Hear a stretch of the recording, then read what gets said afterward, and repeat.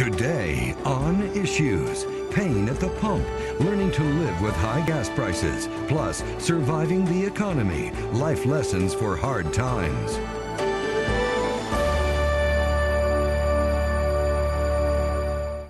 Hello, I'm Helen Foray here at the Palm Beach Post. At a time when gas prices are sky high, Americans have curtailed their driving habits at a historic rate. They are also finding alternative methods and gas-saving solutions in order to get to their destinations without spending an arm and a leg. Carpools and public transportation are picking up in popularity. So too is trading in that gas-guzzling vehicle for an efficient, energy-efficient car. NBR correspondent Jeff Yasteen reports on how Americans are coping with the pain at the pump as well as rethinking their driving options. Lenore Paulison and Catherine Scantlin, colleagues at the VA hospital in Miami, have work commutes of more than 80 miles a day. Once I got to where I was having to fill the gas tank more than once a week, and the cost of the gas itself had gone up a dollar more in probably a 3 to 4 week period that I was driving. It was just not affordable anymore. I did the math when the gas was $3 a gallon, and that would be about $420 a month because I live in Boynton Beach. And so while it's a 4 or 5 hour a day commute from here to Boynton Beach, by the time I get to work, it's still a savings of $420. Renard and Catherine, like a growing number of Americans, now use mass transit to get to jobs in the city from their homes in the suburbs. The result is packed stations and packed trains during rush hour. South Florida's passenger rail system is setting monthly ridership records after seeing years of only light use. Nationally, train and bus networks are reporting similar trends as consumers react to high fuel costs. Bruce Powers has a 100-mile round-trip commute. He's given up driving to work altogether, using his bicycle to get to and from the train stations. Was there one moment where you're like, I just can't do this anymore? When my gas bill is almost $800 for the month, just going to work. Mass transit executives like Joe Giulietti of the South Florida Regional Transportation Authority expect to maintain their increased ridership. I'd rather say that gas has been the catalyst to get people to explore other options, and when they've come over to go and try this option, they actually found it was a convenient way to go and move through the counties. They're able to read their newspapers, they're able to enjoy a more relaxed commute. So the last time gas prices went down, we did not lose any ridership. In fact, we kept growing. For many, mass transit is not an option, but trading in their gas-guzzling pickup truck or SUV is. Alice Bernard saw the writing on the gas pump last year and bought a Prius hybrid. With 2 kids and a busy schedule, she and her husband decided to trade in their roomier but gas-hungry minivan. We figure that we have, just in the rising price of the gas and the difference in the mileage that we've gotten in the last year, we saved $1,500 in the difference of what we would have spent in gas last year as compared to what we spent, and for us that equates to 4 car payments. The big question is what will happen when gas prices begin to stabilize. Transportation expert Robert Poole says a 3-year congressional study of California drivers uncovered a surprising trend. They found that driving behavior changed a fraction of 1% in terms of total vehicle miles traveled, but just in the 3-year period, they did see some significant changes in people's decisions on what kind of cars to buy. They switched from SUVs and big pickup trucks in a significant, like 5% sort of fashion, to smaller vehicles with better fuel economy. Poole says it's a trend that's likely to continue as drivers and commuters adjust to the harsh realities of soaring gasoline prices. Jeff Yasteen, Nightly Business Report, Miami. Joining me today is Greta von Unruh, Executive Director of the Economic Development Research Institute, Chuck McGinnis, staff writer for the Palm Beach Post, Chuck Cohen, Executive Director of PalmTran. Welcome all to the program. Chuck McGinnis, let me start with you. The FBI, if there's some good news in the high gas prices, the FBI statistics nationwide indicate that car thefts are down. And one would have to make a correlation that it's because gas prices are so high. But that's just about the only silver lining you can find in this story.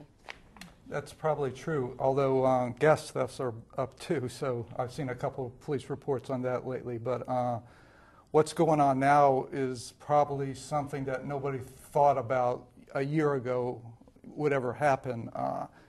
Public transportation that is at an all-time high in Palm Beach County. Tri-Rail ridership was up 28% in April, 22% in May. Palm Tran ridership last year, they had a small rate increase, so it took a slight drop. But it too is on the rise now, and you know, there's no end in sight as to what's going to happen with public transportation. But the one problem is services being cut because of the property tax relief. Local governments are having to scale back their property tax revenue. So especially Tri-Rail, they could go from 50 trains to 20 if they don't get the support from the local government. And yet you can't help but think that there hasn't been a public outcry before, because as long as we're comfortable, we really don't care about public transportation as an option. And that might be the silver lining of this situation. And we have been here before in South Florida in the mid-70s. There was a dramatic increase in public transit use from the oil crisis at that time. And the question is, will this memory last of what's going on here today? I think the great thing is that people are connecting the dots now with the decisions they make about urban planning, about how we design our communities, to things that hit their pocketbook. So if there's a silver lining, that's it, is that we are starting to connect the dots of decisions that are made here locally. And Chuck Cohen, of course, as director of Palm Tran, the Metro bus service for Palm Beach County, you are under serious financial constraints, and the issue is, how do you do the best job you can when service has to be cut? It's a real conundrum for us. Our ridership has been up for the last 4 years. Last year we set an all-time record carrying over 10 million riders, and since January our ridership has been up every month. We're up 6% in ridership since January. But on the downside, our diesel prices are as high as anybody else's, and it looks like it may cost us another $800,000 to $1 million to finish the year. Can you increase your fares to try to buttress, lower the impact? It's an option. It's an option we'd rather not do. We raised our fares last year 25 cents, and we've seen a 5 to 6% ridership decrease. It's always an option for us. Right now we're focusing on cutting poor performing service, the underused service. That's our main goal, to try to cut back on that and cut back on the service that's extremely costly for us to run. And yet one would think that it would be better to raise the price a bit as opposed to cutting services, except for the inefficient ones.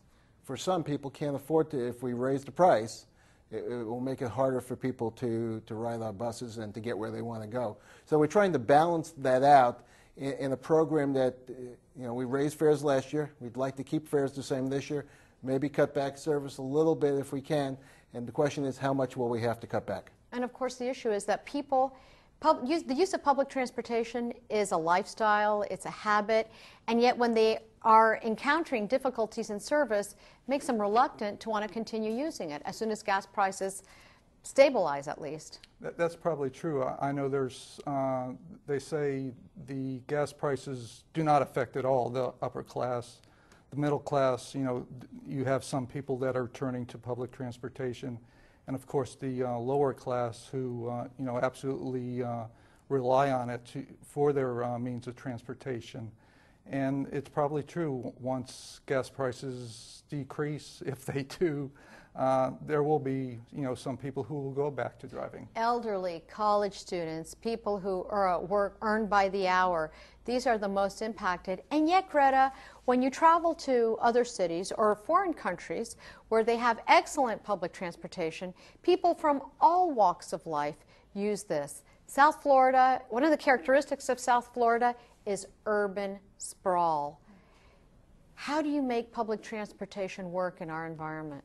It's really interesting. I think public transportation was at an all-time high in 1946 or so, before the massive sprawling movement of our entire country.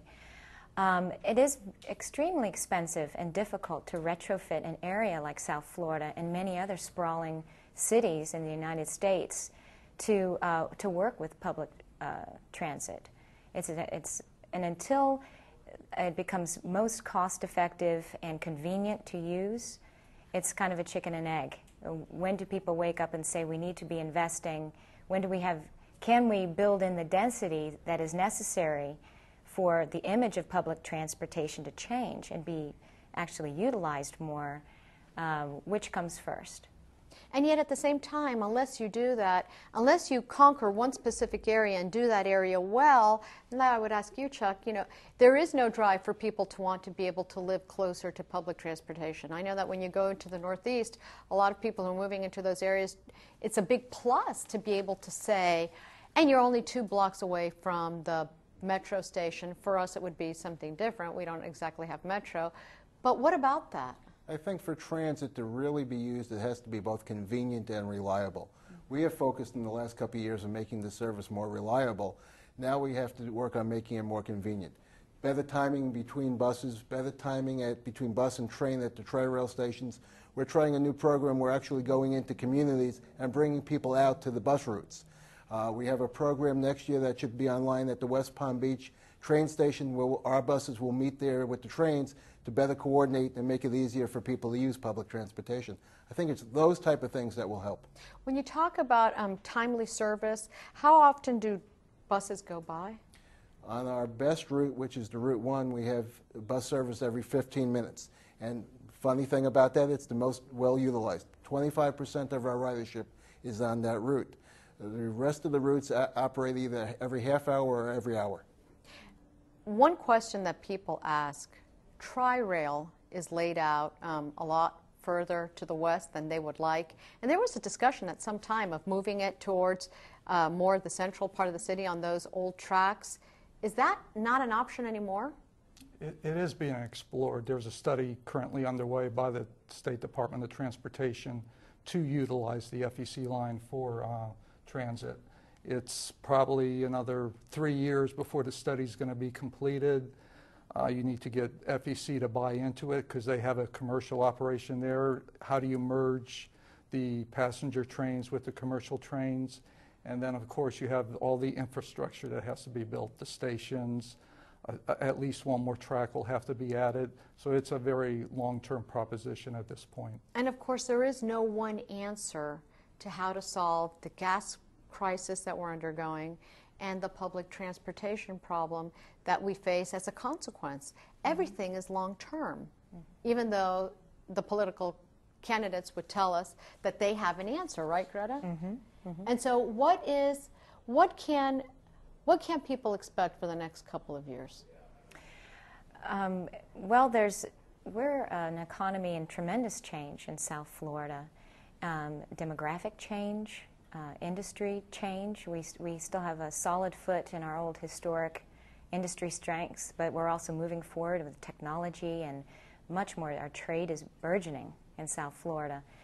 And historically, our area goes into a recession or a downturn very hard when it has to do with the real estate market. And we can expect another surge of growth, actually, in the next 3 to 5 years.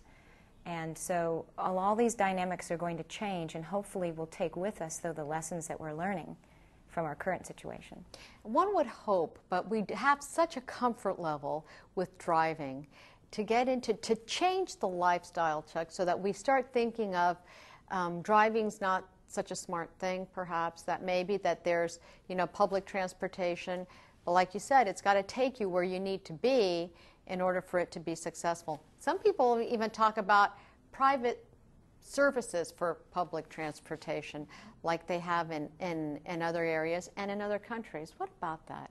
How controversial is that? Well, first, public transit is a tool that I think can be used a lot more to help out in this crisis, and hopefully it will continue. People will try it and they'll like it. In a typical setting where a person may drive 15 miles each way, 30 miles a day, they can save upwards of $1,000 to $2,000 a year by using public transit.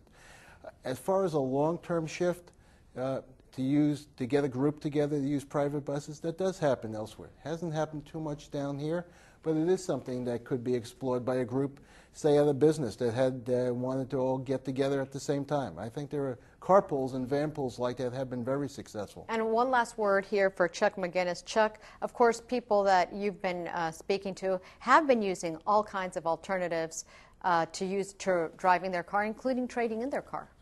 That's true. Van pooling is at an all-time high. Carpooling, even people are commuting by bicycle. I had heard just the other day that the town of Jupiter up in northern Palm Beach County is going to change their comprehensive plan to require new commercial businesses to put in bike racks, lockers, and showers for people who showers for people who want to commute by bike. So once they get to work, they can freshen up. Their coworkers would appreciate that. We're out of time. I would like to thank my guests, Greta Von Unruh, Chuck McGinnis, and Chuck Cohen. Up next, high gas prices certainly have a trickle-down effect in just about every area of our lives. How are Americans surviving the economic squeeze? Stay with us.